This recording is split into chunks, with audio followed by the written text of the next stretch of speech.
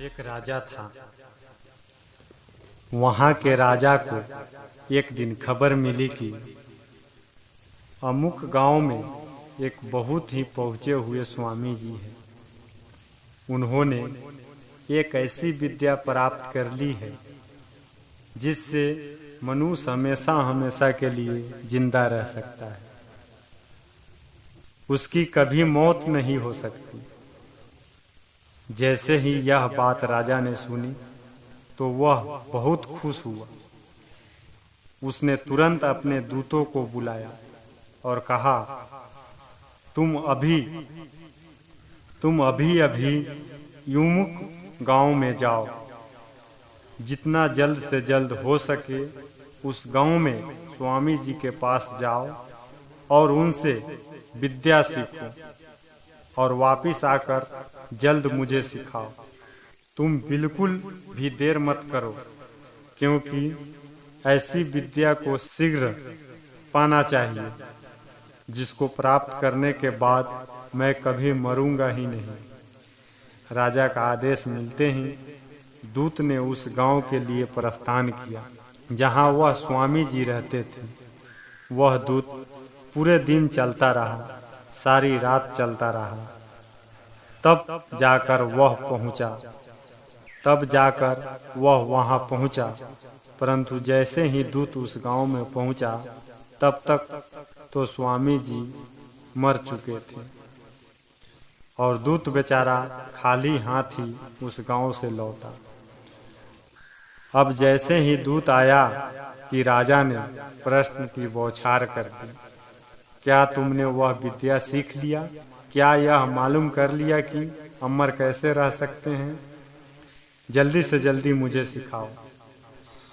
दूत ने कहा, महाराज, मैं जैसे ही वहां पहुंचा तब तक स्वामी जी मर चुके थे, इसलिए मैंने उनसे कुछ भी नहीं सीख पाया। यह सुनकर राजा को बहुत गुस्सा आया और बोले, मैंने तुमको कहा था कि कहीं रुकना नहीं, जल्दी जाना। जरूर तुमने देरी की होगी। अगर तुम थोड़ा समय पहले पहुंचे होते तो स्वामी जी जिंदा मिलते। राजा ने सभी दरबारियों को बुलाया और सबसे पूछा कि इस दूत को इसकी गलती की क्या सजा दी जाए, क्योंकि इसने उस गांव में देरी से पहुंचा। अगर देरी नहीं की होती तो स्वामी जी जीवित मिलते और हम उस विद्या के द्वारा अमर हो जाते। सारे दरबारी राजा का आदेश सुनकर चिंतित हो गया। सभी लोग एक ही स्वर में बोलने लगे, हाँ, इसको तो दंड मिलना ही है, इसको तो दंड मिलना ही चाहिए। कोई बोले इसको जेल में डाल दो, कोई बोले इसे मृत्यु दंड देना चाहिए, कोई कुछ बोले, कोई कुछ बोले। इत्तेफाक से उधर से ही गुरु महाराज जी गुजर रहे थे तो उन्होंने देखा कि सब लोग आपस में चर्चा कर रहे हैं और चर्चा में भी बड़ी अजीब सी हो रही है कि क्या दंड दिया जाए। गुरु महाराज जी को भी लगा कि भाई जानना चाहिए कि बात क्या है। उन्होंने वहां जाकर पूछा तो उन्होंने सारी घटना बताई। पूरा वारदात सुनकर गुरु महाराज जी ने कहा, आप लोग के दिमाग खराब हो गया है।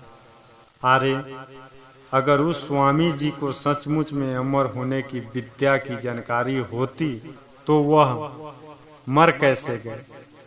उसको ऐसी कोई विद्या की जानकारी नहीं थी, इसके लिए तो वह मर गए।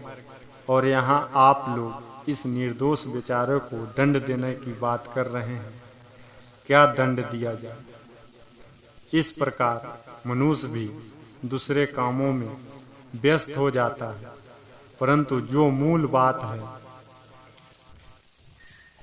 कि यह शरीर क्यों मिला है, यह ज्ञान का दरवाजा है, यह मोक्ष का दरवाजा है, इसको ही भूल जाता है।